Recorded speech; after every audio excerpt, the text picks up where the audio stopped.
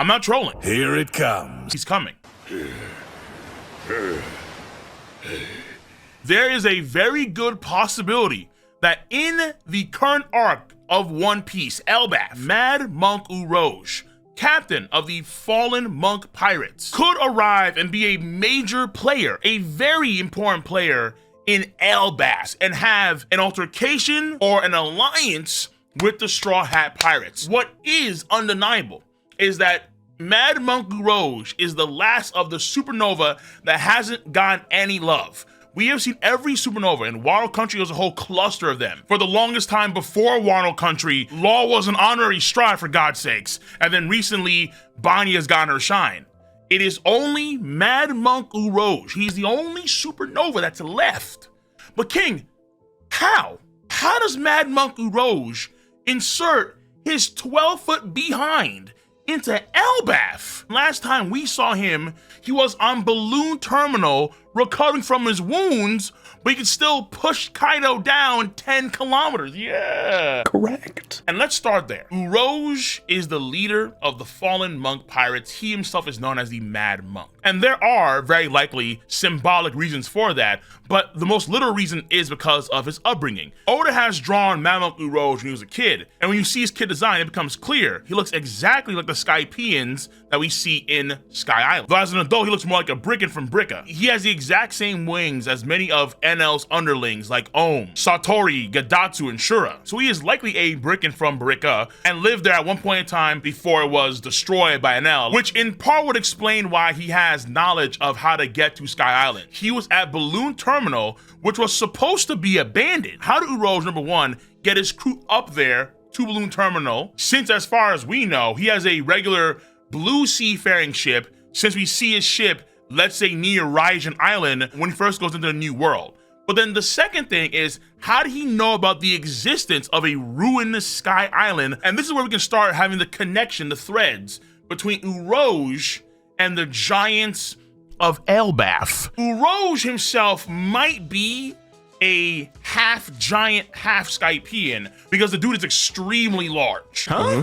No diddy. He may have some giant's blood in him. Even though he's not as big as Katakuri, who's 16 feet tall, and he's 12 feet tall, the reality is that he's still 12 feet tall, so that one is a bit more far off. What is, I think, more likely, a lot more likely, is that Urouge knew about the location of Balloon Terminal because he may have some insight on the road to High West. The road to High West, or the Peak of High West, which was mentioned in chapter 238, is a way to get to Skypiea via island hopping. And so the idea, let's say, you could kind of surmise that there could be a chain of Sky Islands from the west of Skypiea that leads all the way to Skypiea. We have not seen this pathway at all, whether in real time or in a diagram at all. What's also not shown to us in that area is that there is a humongous beanstalk, huge beanstalk that can support the literal mass of an entire island. Upper Yard is half of Jaya, and when it gets catapulted to the sky, it lands on a huge beanstalk that we don't know where it comes from. But when you think about a huge beanstalk that can penetrate the clouds,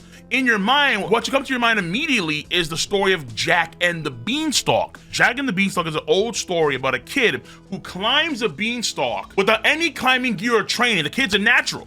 He climbs a beanstalk all the way into the clouds that it goes.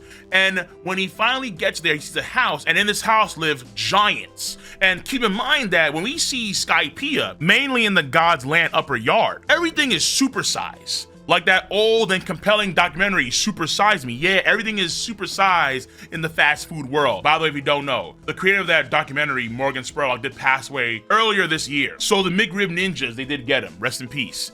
But there are two pathways, two things in Skypiea that have right now no explanation, but they could easily have ties to Elbaf, particularly the beanstalk, where even though we've seen recently the Yggdrasil tree, and we don't know exactly if that's like, let's say, the main tree that we saw in the Big Mom flashback. Is it a part of that tree, like a little branch of the actual main tree? We don't know. However, when we do see Elbaf from the sea, like in 1076 with Kid, there are these faint lines that are over the clouds that surround Elbaf. And we don't know what they are just yet, but they could easily be beanstalks that could spread to various parts of the globe. And they could be a part of this sort of road to High West, or the peak to High West, that Gonfall talked about, where there are potentially gateways to all sky islands across the world, and they all stem from Elbaf. As a Barikan, someone like Urouge, who's been wandering the world, who has sky island knowledge, could be aware of this fact, where all roads in the sky lead to Elbaf, potentially, of course. And if that's the case, this winds up setting up a really cool idea. It might even tie to how he wound up on Raijin Island as the first island he went to when he first arrived into the new world, since Raijin Island, if you don't know, here we go, was first mentioned in Witharia, the place that Nami was sent to for her time skip. In chapter 596, opens a book. A place that rains lightning? Ridiculous. 'Tis real. And the Witharia cats, they knew about it because they go around and they study the weather. So let's say in the past, at some point, Witharia could have been another island that was among the islands of the road to High West, the peak to High West to get to Skypiea. Now, if you're enjoying this video, then hit your boy with that like button. It'll be much appreciated for damn sure.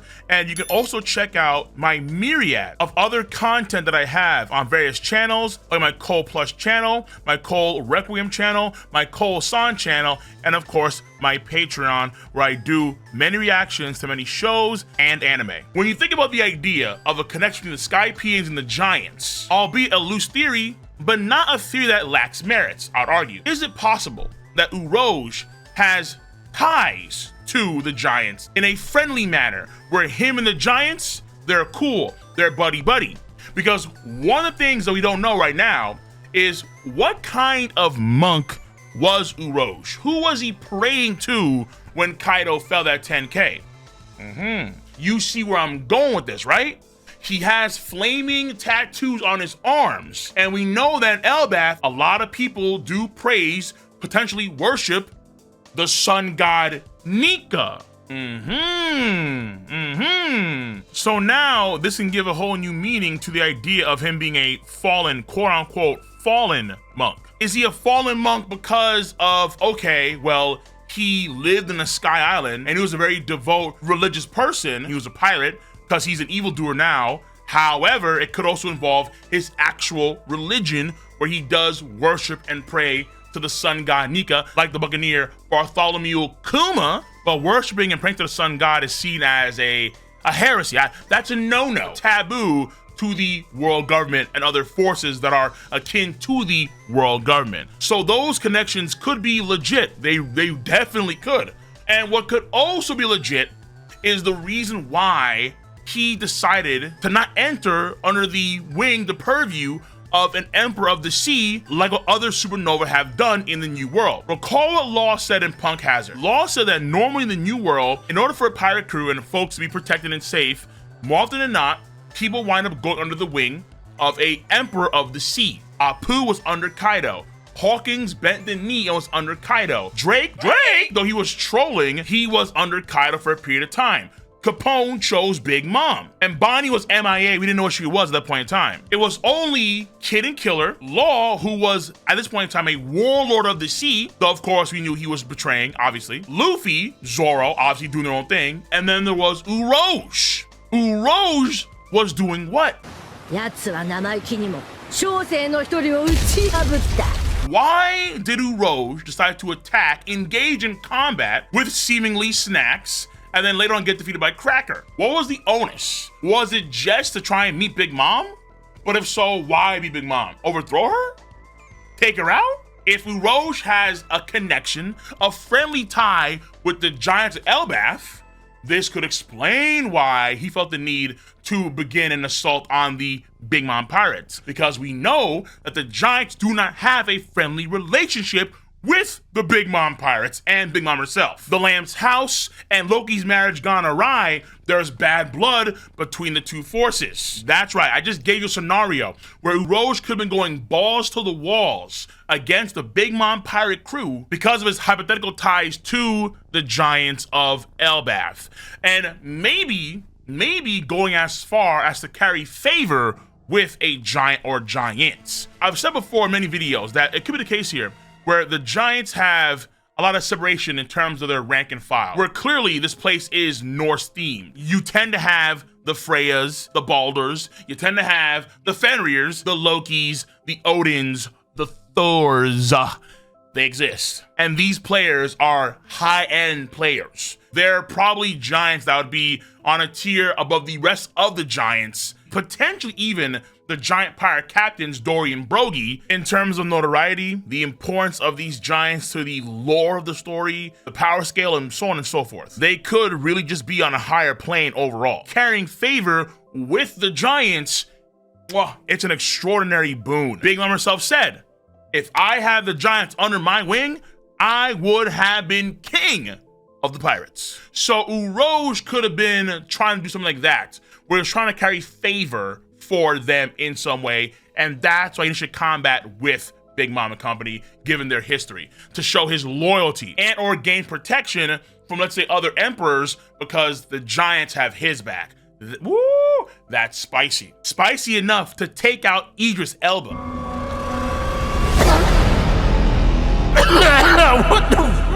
Yeah, that kind of spicy. But the last note here is that we can dive deeper into the idea of the fallen monk and how that could also have ties to Elbaf. And that step further would actually put him at odds with the Striped Pirates in the future. It would. What if he is a disgraced fallen monk? He is a monk that serves nefarious forces, genuinely evil, sinister forces. Keep in mind that a lot of his design is based off of the divine soldiers that served Enel during Skypiea. Very religious people, but they serve a bad-natured quote-unquote god like Enel. They defend him and fall for him despite knowing the atrocities that he had committed on Barica and Skypiea. I've had takes before about how Elbaf, we see a lot of folks support the sun god Nika, but are there opposition forces that support other deities, potential gods of chaos, as Big Mom was referred to when she was running around going crazy in her flashback, taking out giants and burning the entire town and eating semla during holy times?